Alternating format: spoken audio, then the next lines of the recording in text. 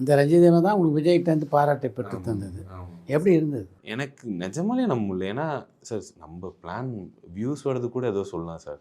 இந்த கண்டென்ட் போட்டால் அவர் அந்த விஜய் சார் உன்னை பார்த்து ஞாபகம் வச்சு அந்த ஸ்பீச்சில் சொல்லுவாருன்னு அவருக்குமே தோணியிருக்காது. அண்ட் நான் அப்போ தான் அவரோட ஸ்டார்டமோட பவர் என்ன தெரிஞ்சு 3 செகண்ட் சொல்லியிருக்காரு சார். நான் ஒரு மீம் பார்த்தேன், அதில் வர மாதிரி தான் நடந்துச்சு, நானும் இதே மாதிரி தான் போயிட்டேன். 3 சென்டென்ஸ். நான் ஒரு மீம் ஒன்று பார்த்தேன், ரொம்ப என்ஜாய் பண்ணேன். அது ஆக்சுவலாக அது மாதிரி தான் நடந்தது. நான் பாடிட்டு நான் வீட்டுக்கு போயிட்டேன். அதுக்கப்புறம் தான் இப்படி ஒரு சம்பவமே நடந்தது. அவர் சொன்ன 3 சென்டென்ஸுக்கு அன்றைக்கி எவ்வளோ மெசேஜ், எவ்வளோ கால்ஸு, திருப்பி எத்தனை இன்டர்வியூ. எனக்கு அப்போ தான் புரிஞ்சிச்சு, இவர் அவர் விக்கல்ஸ்ன்னு சொல்லியிருந்தாங்கன்னா நாங்கள் தமிழ்நாட்டிலே நம்பர் 1 சேனல் ஆகிருப்போம்னு நினைக்கிறேன். ஜஸ்ட்டு மிஸ் அவருக்கு எங்கள் பேர் ஞாபகம் வச்சுருந்தோம்னா அன்றைக்கி இதாக இருந்திருக்கும். அதுவும் அந்த வீடியோ, அதாவது ஆடியோ லான்ச் முடிச்சதுமே இது ஸ்ப்ரெட் ஆக ஆரம்பிச்சிருச்சு.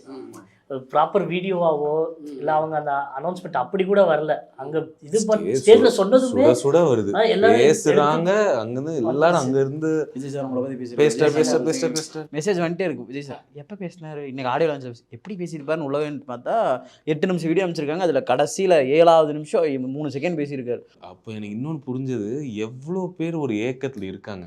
ஒரு விஜய் சார் வந்து நம்ம ஒர்க்கை பார்த்துடணும், விஜய் சார் மாதிரி ஒரு ஸ்டார் வந்து நம்மளை ரெக்கக்னைஸ் பண்ணிடணுன்ற அந்த ஒரு ஏக்கம் எல்லாருக்கும் எவ்வளோ இருந்திருந்தா.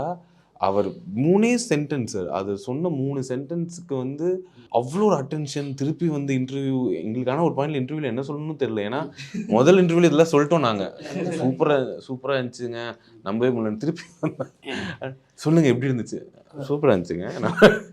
ஒரு 7வது இன்டர்வியூ சார் நல்லா இருந்துச்சு சார், நாங்கள் இப்போ என்ன சொல்கிறேன்னே தெரியலையே சார்ன்ற மாதிரி அப்புறம் இதாகிடுச்சு. அந்த ஒரு ஸ்டார்டம்னா, ஏன்னா அவங்க ஒரு நார்மல் ஹியூமன் பீங் மாதிரி இல்லாமல் அவங்களுக்கு ஆல்மோஸ்ட் காட் லைக்கில் வச்சுருக்காங்க.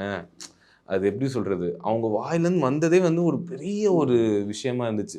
எங்களை பார்த்துலாம் பசங்க ஐயோ விஜய் நான் சொல்லிட்டாங்கன்னு எக்ஸைட்டு, சின்ன சின்ன வாண்டுங்கள்லாம் எல்லாம் ரொம்ப எக்ஸைட்மெண்ட்டாக இருந்தாங்க.